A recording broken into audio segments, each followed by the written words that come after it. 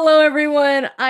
This is Bina, and this is a dear friend of mine, Kate. I am super excited to have her here. She has been one of my mentors in a container that comes up. I've been looking up to her for over two years now. So I'm really excited to have her here. And Kate, I just want you to introduce yourself because you do so much different things. And there's so many different things about you that I actually want you to introduce yourself on this because if I introduce you, you might be like, wow. I guess I'll give you guys the Coles notes. So really snapshot, I started my business about 5 years ago. I was just like most people, at least in today's world, who are looking on their phone, seeing everybody doing like the laptop lifestyle. And I was like, I want that. And at the time I was a server and was looking at other people doing what I wanted to do online. At that point, I had seen people that I knew going to conferences and the person was sharing they were going to a conference in Toronto. And so I ended up going to that conference in Toronto and had the ability to really learn from someone who was like an expert in online business. And I started being around people. This is this time, again, like I was in a 9 to 5 and I was at tables of people saying they're making $100,000 a month. And until that had thought, success, like you had hit the jackpot if you had made 6 figures a year, let alone a month. So as soon as I heard a month and I clarified that they said it, I was like, okay, great. This is something that exists. That's wild. Never been in circles like that. And so obviously at most events, if you guys have gone to them, they usually have an opportunity to like join the community and join basically these conversations on an ongoing basis. And so I did that. At the time, it was actually for a fitness business. And I realized the business part of it being in the fitness area was just like not what excited me. And so at the time, the mentor actually that I had hired had said, hey, we see what you're doing with your business and with your brand. Any chance you'd want to mentor other people in the program to do basically what you did? So it's like, great. Yeah, sure. Let's talk about it. And so when I joined his team to work underneath him, it was originally actually in a co-coach kind of structure to help his community. And then in being that community and that business, I had some opportunities to take sales calls. So I had no experience in sales calls. I didn't know squat about selling. But I was like, you know what? I don't know if this is the right slogan to use, but fake it till you make it. I didn't know a lot about sales until I came into certain things and I was like, oh, okay, well, fake it till I make it on this one. Yeah. So we have lots of calls coming. You want to take some calls? I'm like, for sure. And I'm like, do I know what I'm doing these calls? Absolutely not. But I was like, I can talk to people because I used to have a past, like all my past education is in social work. So I know anything. It's how to make somebody open up and just tell me all their deepest, darkest, whatever. So I can do that and just try to figure out how to get payment at the end of it. And so I basically did that on the phone, really fell in love with high ticket phone closing. And then mentor Xander, who we know each other through, came in to actually help that team with their sales. And so that's actually where I got introduced to Xander. He ended up being my mentor. And so I went to his event and he was just talking so many different opportunities when it came to online business. And I was like, oh my God, this is so exciting. I was at the event for that other business to soak up what I could learn and bring it back to the team. And I remember he had asked me and said, why are you here? What's your goal? And I was like, why am I here? Why am I here for someone else's business? This is crazy. Right. So I decided at that moment, I was like, screw it. I'm going to go all in on it. And so very quickly, when I had leaned into the sales side, that was the start of everything. And then I realized I really had a passion for talking about more things than just sales. And so because I enjoy talking about branding and marketing, I was like, I really want to go a little bit more broad, which is where the business coach title came from.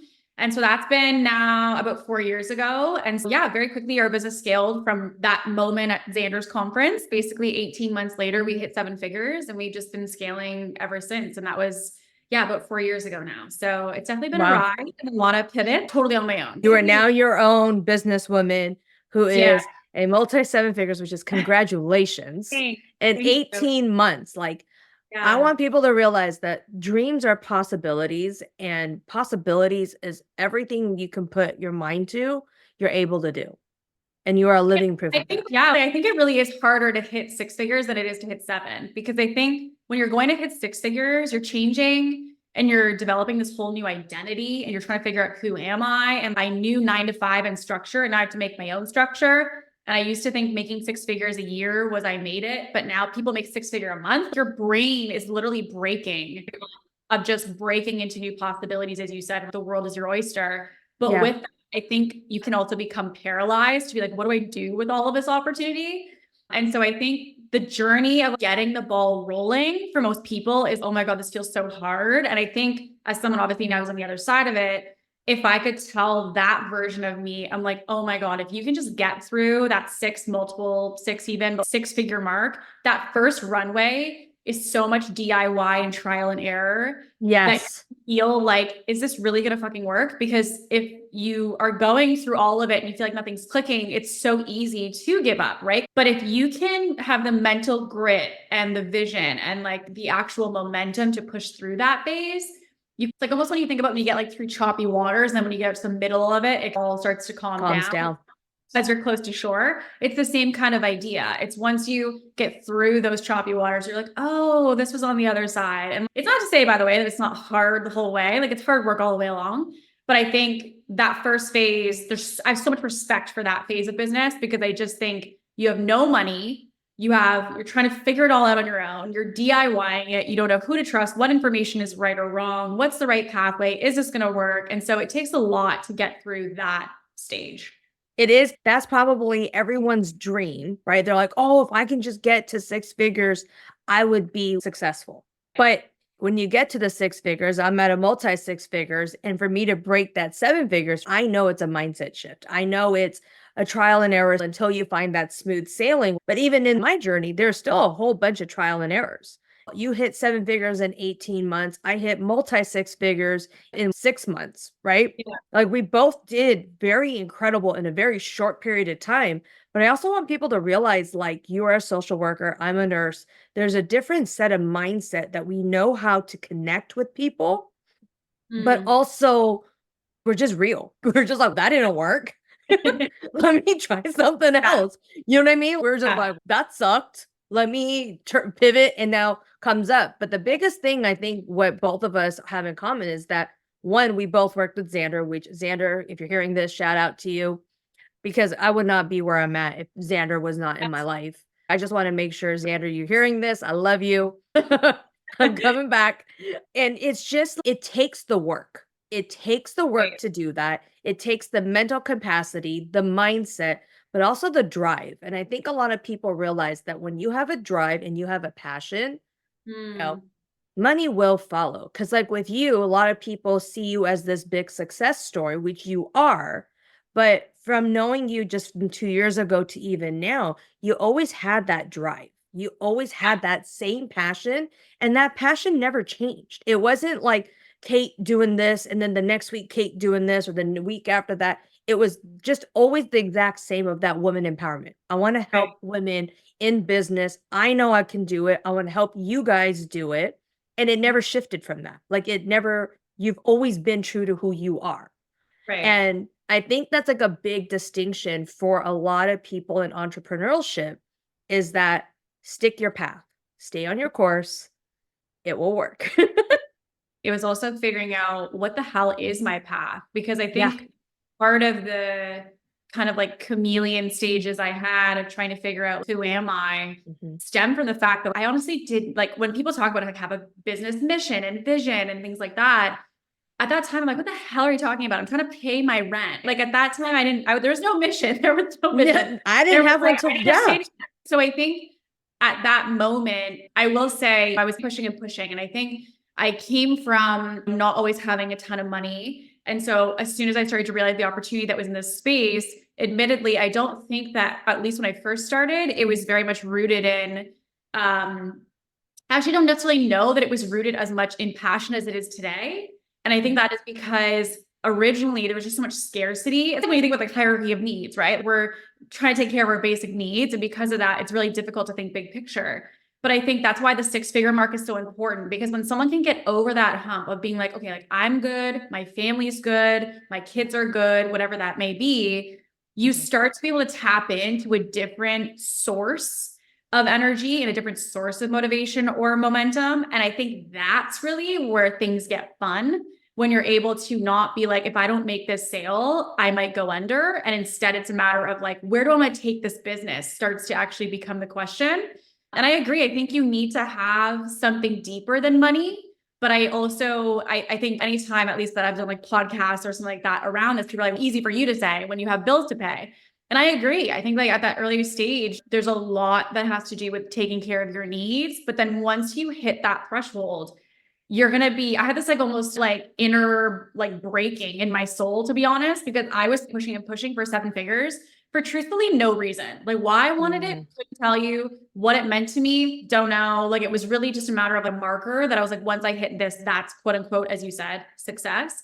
So then I hit that. And I remember saying to my coach, I was like, I've never been so miserable. I'm like, I'm making this money. This is it. Like I was in my pajamas on my couch, on my laptop, dry shampoo in my hair, heavily caffeinated. Don't even think I ate that day yet. And I was like, this is success. This is what we were doing this whole time. Right.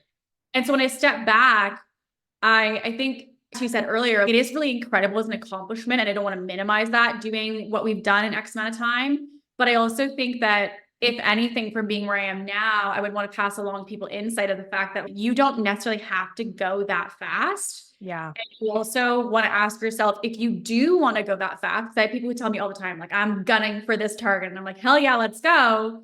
But also, why? And so I think you have to be able to explain that, not just as, oh, I want to make that much money, but what is the actual intention around that? Because if you don't have that, I've seen it time and time again, people hit this marker and then they have this like internal crisis because the identity that they thought was getting there was actually the process until now. And so now you've basically had this whole journey that you've built up to getting to this marker. And they're like, I thought I was going to hit this destination. I was going to feel like a totally different person. I'm like, no, you don't realize the person you were being during this entire process is actually the person you were becoming.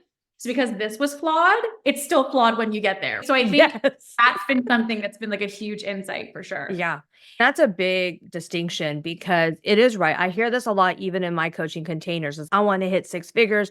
I want to hit, as I do a lot of B2Bs, they're $1 million contracts, if not higher.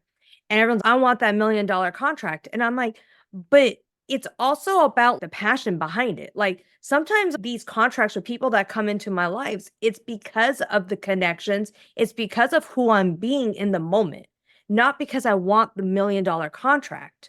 And I think when people realize, when they slow themselves down to exactly to what you're talking about, of you need to be the person who you want to be in the process, because when these things do come along, it's like it becomes natural.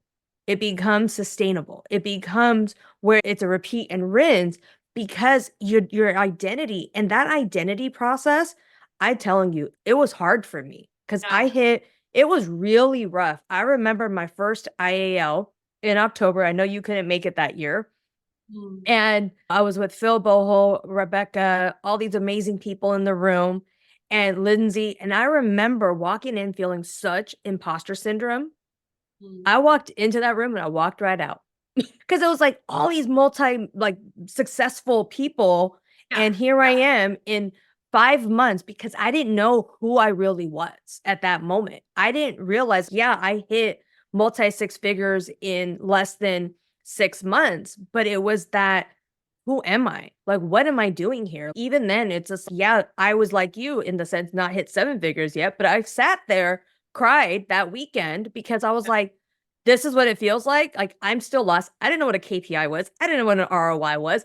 I didn't even know what sales marketing was. They were like, do you have a mission statement? I'm like, I don't know what the hell y'all are talking about. Like, I walked out going, I can save your life, but I don't know nothing about business, and it's overwhelming. And it's that piece where I always tell people, please slow yourself down and learn that part of you of like, why do you want to do it? Because that why piece, like, yes, do I want to hit 7 figures? I do. But my why is to give back.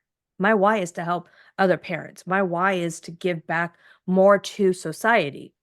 I think, two important points, the imposter syndrome for sure. But I think the why is also what people need to realize is when you have a why, you have the ability for people to stand with you. So that's a brand. If you're going to become either a personal brand or a business brand, either or, when you have a why, it means also when people are investing with you, that they're investing in something bigger than just you and the problem you solved. And so I think there's like multiple dimensions to this. I think if you want to sell super high ticket offers or you want to close high ticket packages, people need to realize that the package you're trying to sell at the price point you're trying to sell it is really just a byproduct of the level of problem of what you're solving.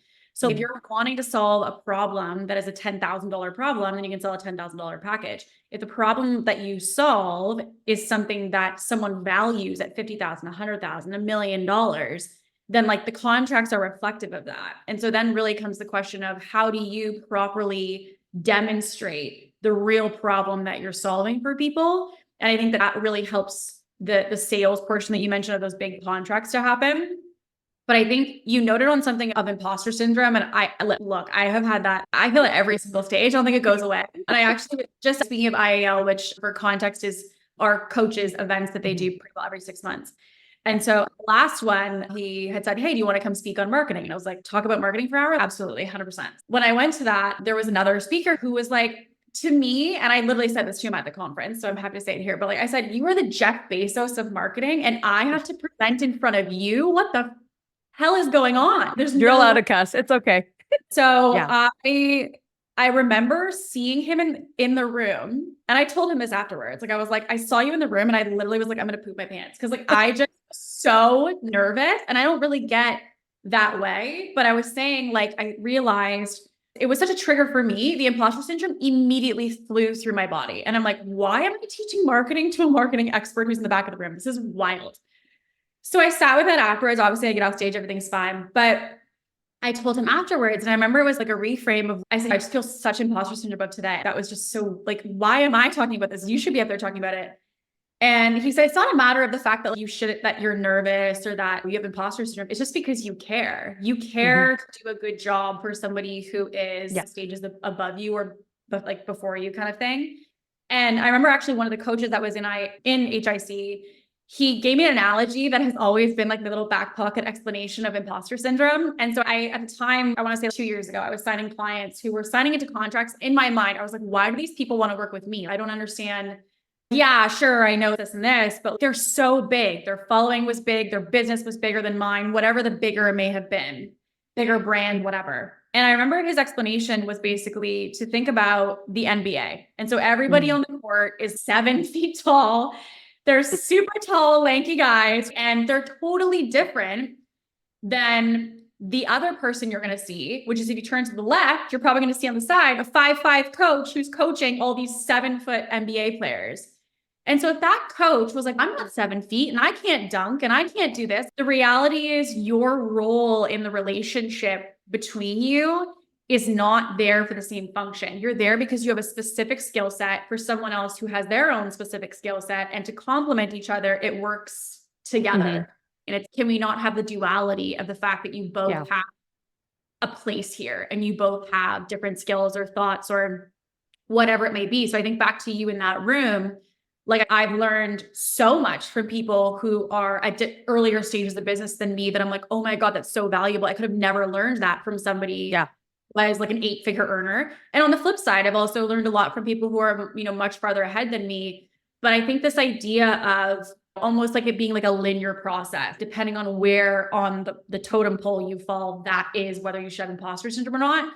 I think the idea of we're all sitting in a circle is how I think about it now. And it's really helped me to reframe as to imposter syndrome and really what that is, which is just really caring to be of value in the rooms that you're in. And I think now that I've really reframed it of like, how do I provide value here? It's less of you have more value to give than me. And it's just like with the repertoire that I have, what can I provide to it? That's beautiful, because that's a really good reframe on how to get rid of imposter syndrome. Because if you walk into any room, regardless if they're multimillionaires or people it's the value that you give to people. Right. And that's gold nuggets here, because it is a good way, even for me to hear it from you, even now, even though like when I hit imposter syndrome or why it comes up, I just did a huge launch 2 days ago. And trust me, every time you do a launch, I feel like the imposter syndrome I feel like I want to vomit. And it's good to hear even from you. Thank you for this, because I think I needed to hear this today, it's giving the service back. How is it to give the service back? Because that helps me alleviate my imposter syndrome that I'm facing even right now, this past couple of days as the launch is building. And it's that value to give back, to serve. It's always going back to the place of service. And I love that, because it's like when I go back and feel myself of I'm going in a place of service, that does calm me down. That really does calm me down, because there's always somebody that wants to hear you. I always tell people that your voice is not silence. Oh yeah. I think like the idea of, again, back to that, like linear milestone. I used to even think as a business coach, like, who's going to hire me when they could hire so-and-so who's like X amount of ranks above me. And I was looking at it the wrong way in the sense of the fact, oh, they could hire them. But I have all these people behind me who could really benefit from everything I've learned, even if I'm only at the 50% mark of the 100%. And there's someone else who's at the 70, 80, 90, I still have all the people who haven't hit the 50%. So I was like, there's so many people that you can go serve and that you can help. And I had someone who was like a 9-to-5er kind of thing, who's not in this world. And I was mentioning to them that I had some imposter syndrome like 2 years ago around something. And they said, I work for the bank. And they're like, I coach people on their investments. No one ever asks what my portfolio looks like. Right. And it's like the person at the bank who's helping you with your mortgage or your personal finance planning or whatever, you're not, I want to see your portfolio. It's like they have a specific set of skills that they're coming in as a consultant to help you with. And so their goal is not how much their portfolio is or what they can generate. It's a matter of the skill sets and the awareness that they have to bring to the table for you. Is not really a fair way of assessing our value. So I think it really is, to your point, the question of what value do I have to bring to this room? And you may think my peers have these 5 things of value. Even if yours are in 2 areas and you have a lot of depth in those areas, bring that to the table and you could blow someone's mind who's 8 steps in front of you because they were missing that one pillar that you soar at.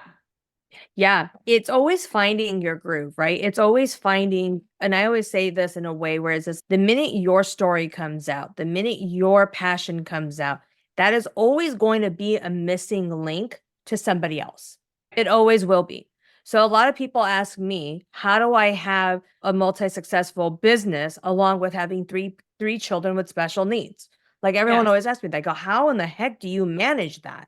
Now that might be something that somebody else is missing, that is a multi-7-figure CEO comes around and they're just like, that's where their world was. And then all of a sudden now they're having children, they comes up and now it's an imbalance for them. Yeah. They're just like, wait a minute, this is all new for me.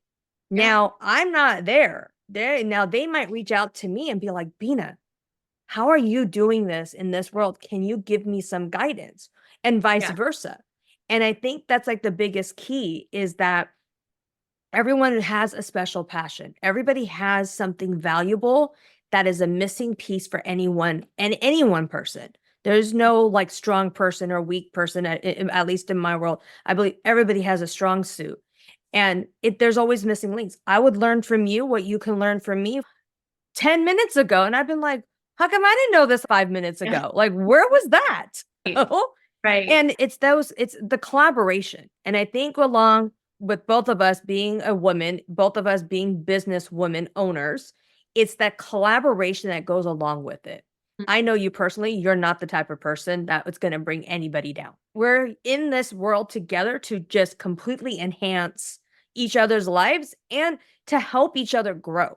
And I think like when we start comparing, there's a lot of comparisons out there of, oh, this person's this, or some people were like, oh my God, you're talking to Kate, especially in the HIZ world. Oh my God, I'm talking to Kate. Or I'm going to come in here and be like, hey, Kate, what's up? Let's go. You ready to go on live? What are we talking about today? And I'm like, I don't know. We're just going to roll with it and keep talking. Yeah. Where it's just like the minute we normalize it, and I do this with anybody, like anyone, if I'm talking to a multi-billionaire CEO versus something else, like I'm in a room full of a lot of different personalities. Yeah. And it's always about empowering people to be their best selves. And I think empowering them.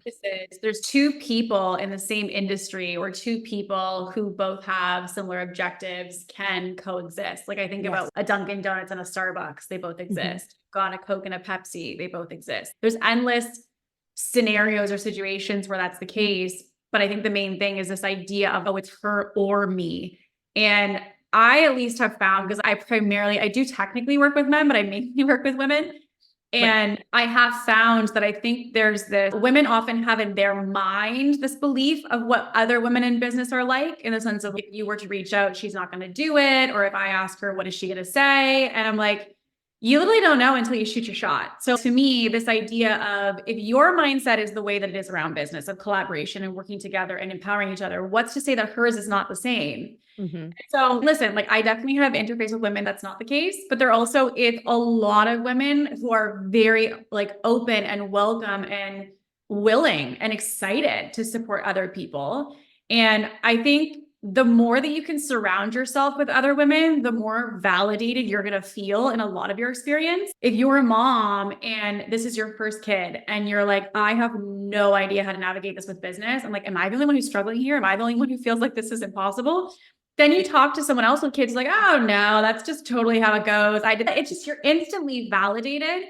Yeah. And so I think that the thing as well, which is specific in my opinion to women in business, is I think a lot of women feel pressure to figure it out on their own. Like I'm going to be a kick-ass mom and I'm going to be the kick-ass business owner and I'm going to be a great wife and I'm going to be killing it here. Then women were in the workplace. But then what was interesting was the home dynamic for women has not changed. We are still, many women are the caretakers of their parents and of many children, usually as a core caretaker. That stayed the same, but then women worked full time. So there was no substitution. It was just an addition. And so then in addition to not only now are you the caretaker, not all situations, but often this is still very much the roles. Many women are still dominant caretakers. And now they're also working more, taking on larger jobs. You're also seeing this connected to women having smaller families now because of this exact same dynamic. And also with this, that women are starting businesses. And so then you've got, I'm a caretaker, I'm a CEO, but also kill it with your health, but then also go top notch for the next tier of income or the next job. Like it's a lot of pressure. Yeah. So because of all those dynamics, when you get into a room with other women who are taking care of their parents and their kids and their business and their partner, and they're thinking of everybody in their circle, and you go, how the hell are you doing it? You start to realize we're not doing it. We're getting by and we're chipping away at some of these and we're killing it on some and we're compromising on some others. And it just is what it is. And you start to have this conversation of, even though on the outside, it looks like she's killing it at the gym and in her business and as a mom and as a partner and everything is perfect. Then you peel back the curtain and you realize, oh, we're actually all the same and we're all going through the same struggles, situations, dynamics. And you're like, so this is normal. And it's normal. And I think you need to have, and I'm not saying that men are not doing any of those things. I just think that women's dynamic and their reality in a day is a little bit different than a man's perspective. So for moms, especially, like you need to, if you are a mom who's owning a business, surround yourself either with people who really appreciate and seek to understand the situation or who are moms, because you need that validation. But you have to, because it is a motherhood, even it's a sisterhood. Like, you know, you're getting married in October. You're going to have children in the future. Like even now for you, there's going to be challenges that come with that. And there's going to be a shift. There's going to be dynamics. And you're 100% correct. It's like the minute the moms come together, and I'm talking about the Etsy moms, the thing mom, whatever you are, like there's so many moms out there that are doing a side hustle out there that they're just like, I need to put my kids first. I need to cook. I need to make a lot of money, by the way. I know absolutely an Etsy business and they were making some good coin. So just as a side note. Business they call it a side hustle, but that's my point. They call it a side hustle and they're making out like 6 figures, 7 figures off that. And I'm like, that's your side hustle?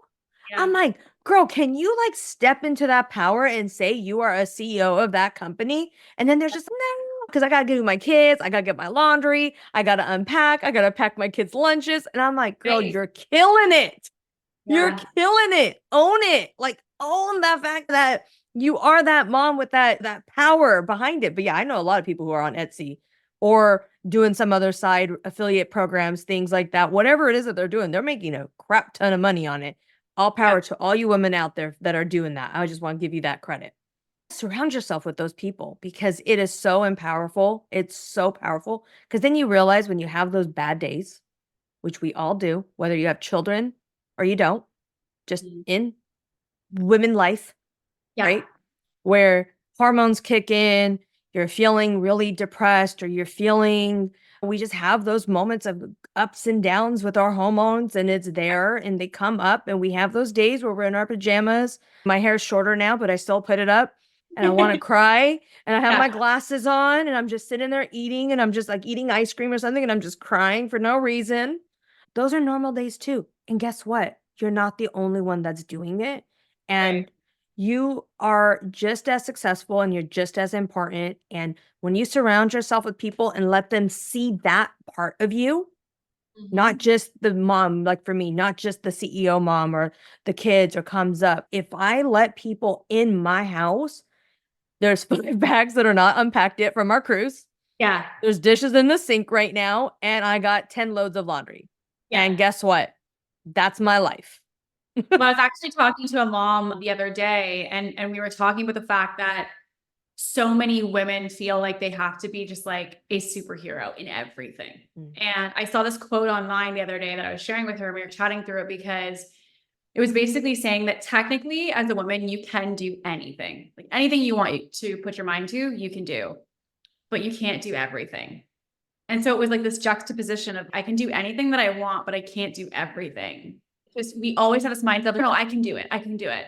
And I think I look at it almost like with any woman that I work with, it's like we have this battery, almost like your iPhone battery. And you have to be really conscious that you have 80% battery and you're feeling hormones are postpartum, menopause, whatever it is that women go through, you're going through a phase, cycle each month, whatever it is. Your hormones are tanked. If you are at a place where you're struggling, your battery, when it's maybe a normal 100%, is now at 70%. So we got to close some apps. We got to power down some things. We got to be really conscious of where we're using our energy because we only have 70% battery left. And then I see people who are like burnt out on all sides, either from personal or from business. And now you're at 30% battery and you're like, no, but I want to kill it in the gym and I got to be this and I got to be doing the date nights and the kids need this. And I'm like, yes, but let's regroup because you got 30% battery here. And so we can get the battery back up. You cannot do all of the 100% battery tasks on a 30% battery. There's just a lot of phases. And I think it's silly for us as women to assume that everything must remain equal and the same during all of those. And the benefit of having collaboration with other women is you get to really build your toolbox. Like you get to be like, okay, so you have 50% battery. What do you do? And like when you have 30% battery, what do you do? And so all of that inward and say, great, now I have this little toolbox that when I'm going through something, here's what Stacey told me to do. And here's what Tracy said to do. And I'm going to kind of go through and apply that. And I think when you're on your own, you're like, no, I got this. We're like the worst. I feel like women are the worst to ask for help because we just all don't want to admit that we could use a little bit of support. Whereas then when you open up the door a little bit and you're like, I'm really struggling. Oh my God, thanks for saying that. Right? So and like, it's the best thing you said this because I tell people this. It's just like when people hire help for cleaning their house, doing laundry, whatever it is, right? They do it all themselves. And then all of a sudden they hire help. And then all of a sudden there's just like, they have time, like they have all this extra time to do something else, right? All this freedom shows up. And then they're just like, whoa, where did it, like, they're like, how come we didn't do this years ago? And I'm like, it's just because we are like mentally, we are trained from society. A lot of it is from society where they're telling us you cook, you clean, but oh, you got to be a business owner. And you nailed it on how our home life roles have still been the exact same. We're just adding layers on top of layers. Like you're adding a hat on a hat and a hat, and then we become Dr. Seuss. Like it's just totally high, right? And it's just reminding people that you got to take those layers off and you got to release the guilt at home, the home guilt or the mom guilt, the wife guilt, whatever it is. Because a lot of women carry a lot of guilt of, I just didn't get to this today. I didn't get to take care of my parents. Oh, I feel guilty because I had to ask cousin Jane to take my parents to a doctor's appointment. And it could be those little guilts. Like I'm talking about small little guilts that come through. And those little guilts build up. And then, you're burnt out at the end. Like you can't, then it's just like when you're ready to do your own business, when you're ready to do something for yourself, you're just like, I just want to sleep, put my hair up, have a glass and watch junk TV for 10 hours. You noted something earlier, which was like, you can delegate and you can get help. And what's interesting is that 9 times out of 10, when I work with someone who does get help. So it could be help in their business and they get a team member to take over something, or they get help at home and they have someone who's helping them with cleaning or laundry or whatever it may be. The first thing a woman's going to do is fill that freaking time with something else. Yes. We're doing the laundry. Now I'm missing on this home project. And I'm like, wow, the whole intention here was for me to have time. And so I think it goes back to your guilt note, which is so spot on, is that I think it's this aspect of, if we are not constantly we are not productive. And if we are not productive, then what does that say about us? There's guilt associated with not always doing.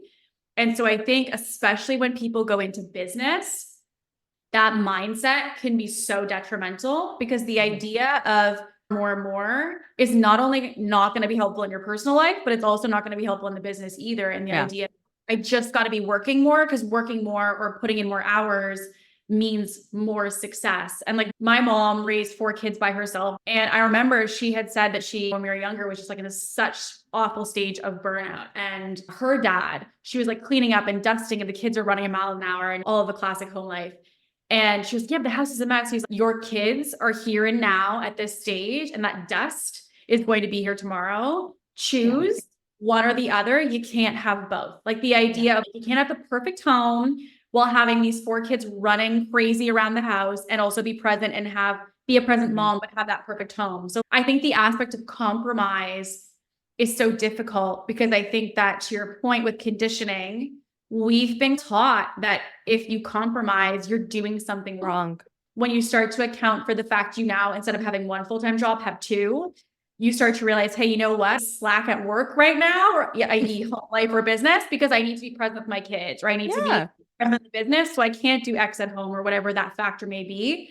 But I do think it's something that doesn't really get talked about a lot. So that's why female communities, whether it is like in a Facebook group, on a podcast, in a mastermind, whatever it is, or even let's say just peers, having those conversations, you will leave being like, I'm killing it. Because like, realize, like you're saying, how much, even just doing the dishes, working your day, being present with your kids, bath time, put them to bed, and maybe potentially get a show in.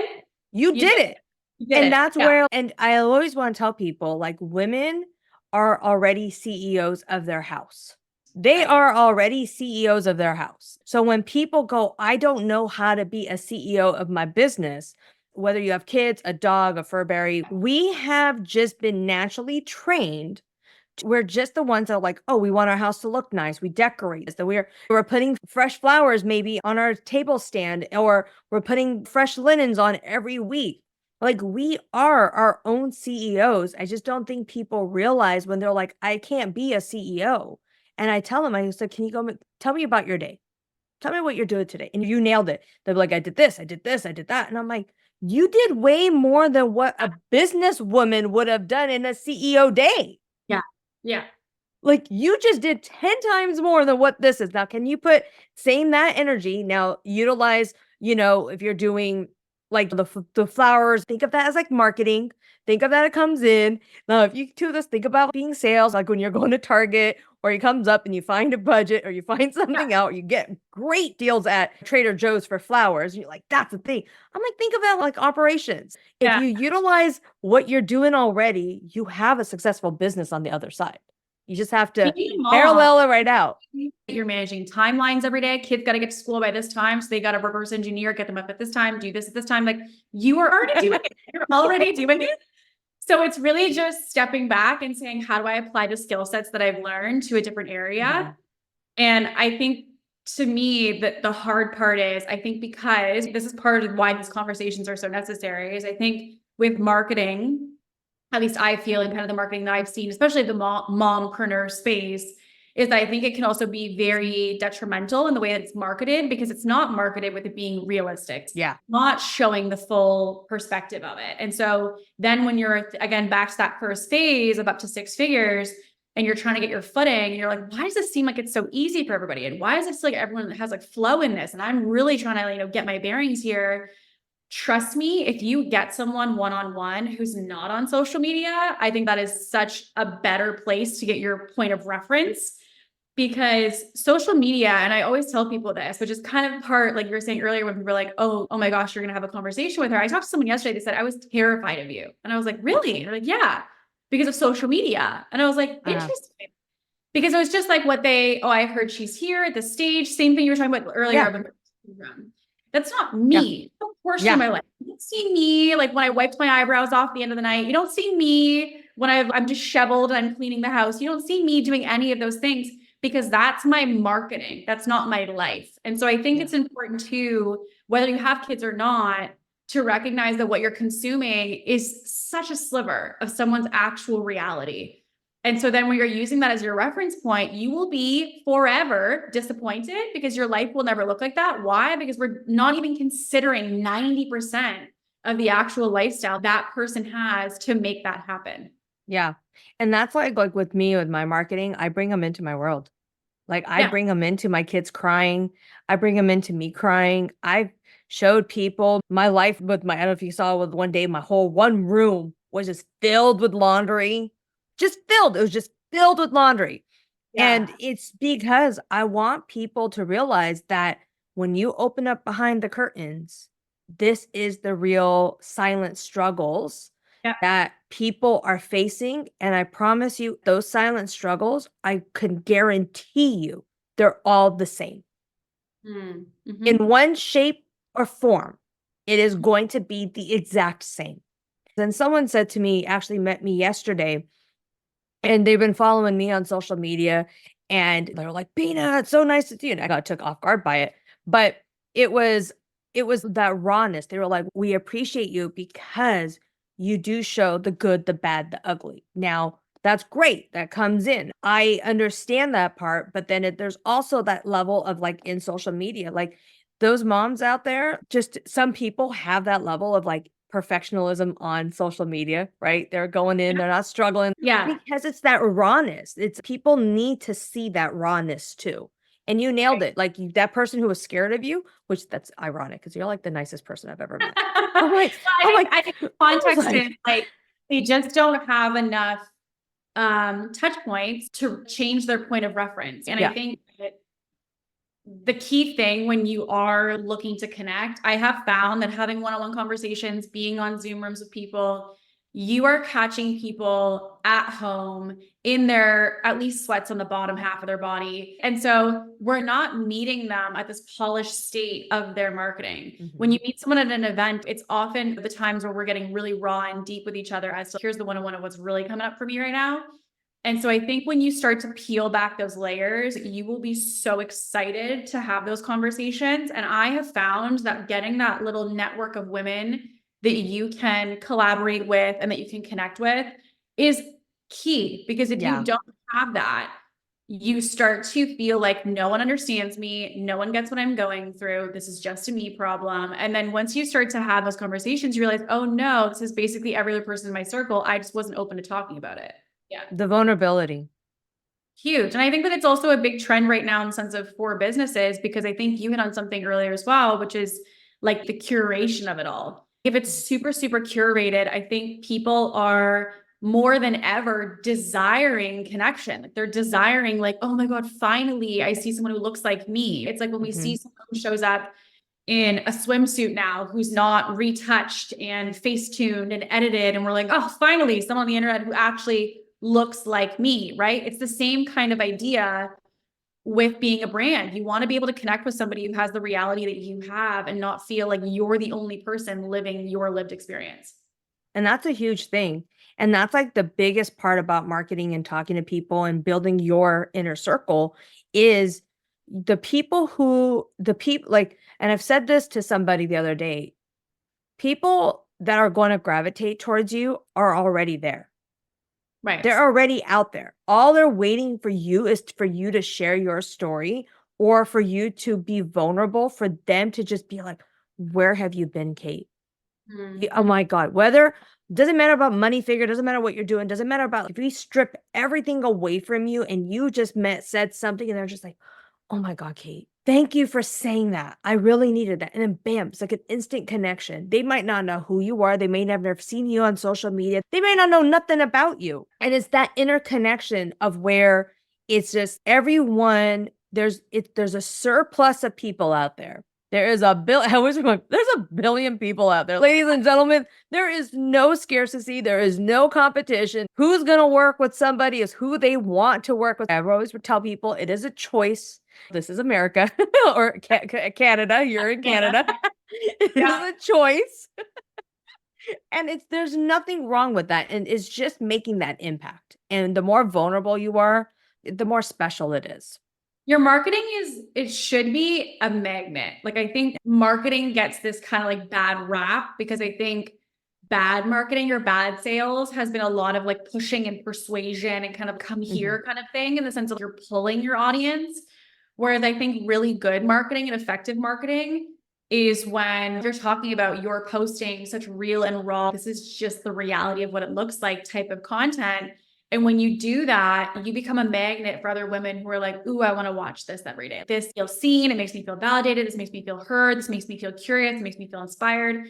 So whatever that factor may be, you want to ask yourself, are you being a magnet for the kind of person that you want to attract? Somebody who is ambitious, ideally heart-centered, who has empathy inside of them, and they're not again, you can be a shark and be driven, but I don't want you being a shark in the way that you bite kind of thing. So it's more a matter of you should be driven, you should be ambitious, you should be somebody who's really going for big things, paired with also just being like a really good person and caring about other people. And if you have those two traits, you will resonate with my stuff. And if you don't have those traits, there's a reason you don't resonate with my stuff, because you're not that person. And so I think when you are also clear of who it is you are, and therefore who you want to attract, you will then use that to put it out in your marketing. And I've seen it time again. People are like, I'm getting people that I don't want to work with coming and inquiring with me. Why is that? That's not the kind of person I want to serve. That's not the person I want to work with.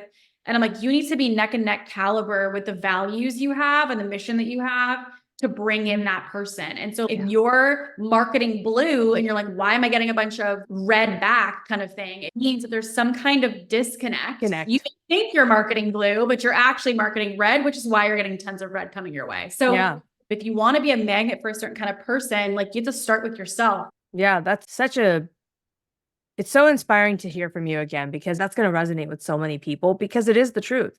People say this all the time with, I'm only getting this and I don't get this, or I'm not getting a lead. Some people tell me like, I'm not getting a lead, because it's the same thing. It's because what you're saying or what you're doing is not matching the energy of for the attraction that you want.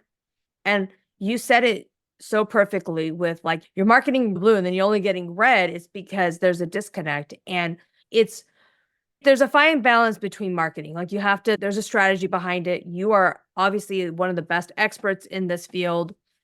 So I wanted to come up because I know we've been going on for about an hour, because me and you can talk forever. I know we're at times. I want to be respectful. No, you're totally fine. I think there's also this really big misconception that just because you market, people owe you money. Right.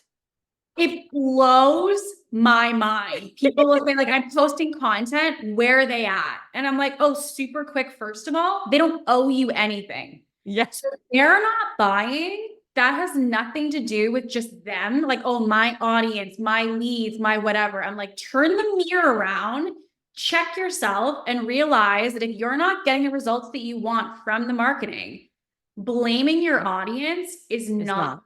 And it's just because I was something I hear all the time. And it's like that button in me that I'm like, whoa, like anytime I hear someone say like, my leads, my audience, they don't have money, they don't want to invest, they don't want to whatever. I'm like, don't label them. That's not on them. That's on you. Is closing clients right now at a similar price point to you? It is not your market. It is you. It's you. You're the problem. Yeah. Tough. So during COVID, of course, if your businesses in all the market are struggling, it's probably representative that there's a market impact here, which means it may not have anything to do with you. Right. But if the other businesses in your market, if you're a coffee shop on a corner and you're like, we're struggling, our customers don't want to spend money, but every other coffee shop in a 5-foot radius is selling out their product, I think we need to look inward, because I don't think it's coffee not selling. I think it's our coffee not selling. Yeah. So I think it also is really important, just as you said that, it just is such an important point that I think people need to realize, because I think there's this aspect of just because you have attention that is automatically supposed to be money in your pocket. This aspect of entitlement has gotten really significant with the online space. And because marketing is free, right? Social media is free. So we're like, I have people following me, you should be paying me. So I think if instead we look at it as like my clients paying me as a direct byproduct of my skill set, as you said, to communicate what they're going through and how I can solve that. If the sales are not happening the way we want, it usually means we got to look at us, not the market. So I just find like my leads, like they don't want us pay, they have objections, I'm like, let's just eye language and see what comes up. And then once you do that, you'll start to realize some areas that you can maybe adjust or dive into. Because it really does. And it really does do this, because like even in my world, I don't have clients. I don't do this. It's like, okay, let's switch it around. What's coming up for you in this moment? Because the more open you are, the more open to understanding you as a person, as a human being, it's that relatability. You're pushing off that negative energy, right? And every time I tell people, the minute you release all that negative energy and you go with no expectations, like I can market, and that doesn't mean that I'm going to get 1 million people like buying my product or investing in me. It might be like one or two persons that out of 1 million people, or like 100 people, maybe that 1 or 2 people like, Bina, I really want to work with you. Wonderful. What's going in? Let's resonate. I'm not going to be mad at the other 98 people that said no, or they're just like, nah, not today. Right. That's okay. It is okay for them to say no. But yeah, it's a big thing when people are reversing it of they should pay me, they need to pay me. Those are really big negative notations of language. Whenever we say my audience has no money is one that I hear. They got no money. My audience is not investing. My audience has nothing but objections. Your audience is buying from Susie over here, no questions asked. So it has nothing to do with the fact that your audience as a personality type doesn't have budget. You're selling a Starbucks product to a Dunkin' Donuts customer. They're not gonna buy. The Dunkin' Donuts customer is used to a $2 coffee, not which is so ridiculous, like a $7 coffee now at Starbucks. So Starbucks is very expensive now. Ridiculous. Yeah. So if you want to sell a $7 coffee, you can't be selling that with marketing that is setting an expectation of Dunkin' Donuts pricing. So it's really looking at how can you adjust on your side. The Dunkin' Donuts customer is helping to build a very big Dunkin' Donuts business. It's just because they know who they're marketing to and they know how to speak to them and what they want. Same thing for Starbucks, big business. They know their customer, they know what they want. I think it's not, again, about the fact that people won't buy a $7 coffee, but more a matter of, do you know what kind of person is looking to buy a $7 coffee? And if you don't know how to speak to that person, it could have nothing to do with the product or the pricing, but more a matter of the fact that we don't know how to communicate with them. So I really do feel that the onus is on the company, the onus is on the CEO to figure that out and not blame their audience and something being wrong with them. It's actually going to start with us and our clarity. Oh, if they're not buying, it's them. They're all the problems that come in. And it's really looking into your business, into yourself. And that's where I tell people, that's where the real clarity comes in. That's where the real work within yourself, like the imposter, like when I was talking about when I walked in to the first IAL, it's just, I've grown from that 18 months ago till today. Like the Bina that's here today, way different than that Bina 18 months ago. But that's because I had to hear some of these no's. I had to hear some of these, nope, I'm not going to pay you this. And it's just, oh, okay, hold on one second. Again, I did the same thing. What am I doing wrong? Where am I saying this? Comes up. The minute I shifted, the minute I realized, oh, let me come from a different place of service. Let me market or say something in a different line. It could be a couple of words too. Like people have to realize it could just be like easily a couple of 2 sentences. Yeah. Like it could be so minute, such as one word shift in marketing can make a huge difference. Huge. All it takes. So I just want people to realize like what we're talking about is like, it's looking inside of you, looking inside your business and realizing if you're not hitting sales or marketing or comes up, what can you do to change your language to help the audience shift to realizing what your brand is really about? Because sometimes there's a disconnect.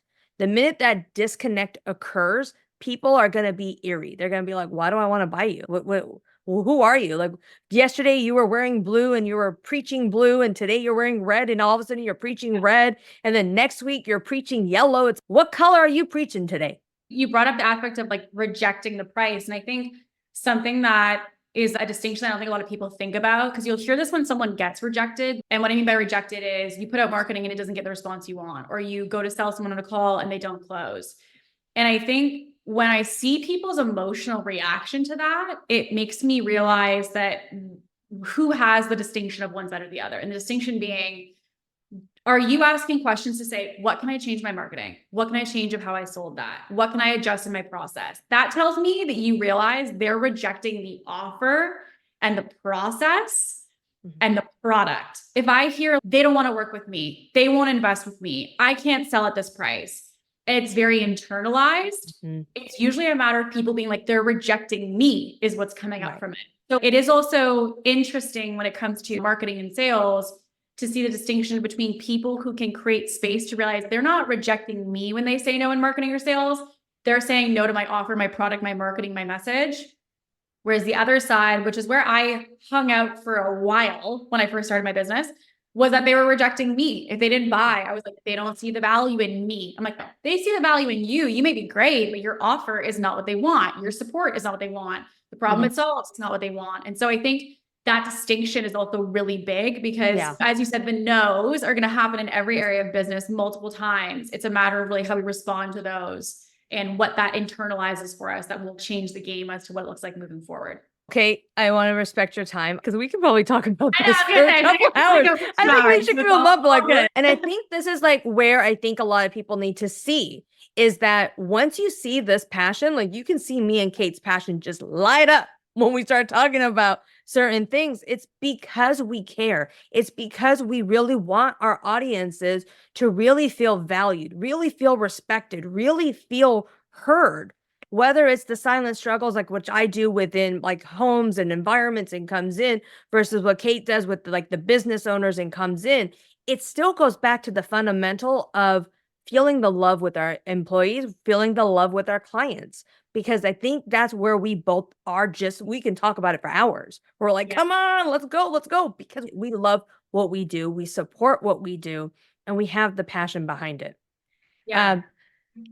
So just thank you, because we can probably go on for another 30 minutes. I want to say, I want everyone to realize, please reach out to Kate. She is very high on Instagram. She's all over. If you guys want to reach out, she really is in the DMs. It is I swear. It is really Kate in the DMs at the same time. So everyone's, oh my God, she's this, that. I promise you, give her a couple of days, but she will respond. That I can guarantee. Reach out to her if anyone's looking for that high level business coaching that comes in, that wants to get to that multi-six push to 7-figure business mark.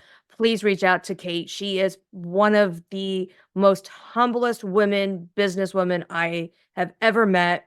And thank you guys for listening. Thank you, Kate. Thank you guys for tuning in. I hope today was helpful, and I hope that we covered a couple different areas that people feel like they were struggling and wanting to go into. And I think that honestly, like conversations like this just free flow because as you said, like when you're really passionate about what you do, you can speak a lot to, been there, and go back to that day one. So I know I appreciate conversations like this. I know like for me, when I was starting my business, I was always listening to like podcasts and lives and attending things all the time to just soak it all up. And I think, again, like being even part of your community in here, I think is important for people to realize like you have a space to get that information and inspiration. Just make sure you tune into it kind of thing and consistently tune in. Yeah. And that's one of the biggest things here is that I want people to realize that you can get information for free. So for the ones that are struggling, the ones that need the support, this is why I bring on inspirational people on this particular talk. So that way people are able to outreach people. If you guys want to have a conversation with Kate, if she has the time, she'll reach out. If you guys can't, reach out to me. I will answer any questions you guys have because we want every single person to be successful and to feel heard and to feel valued. Thank you. All right, guys. I will see you guys all next week for another talk. If not next week, the week after. And thank you, Kate, again for this amazing talk. Thank you, guys. Thank you so much. Bye, guys.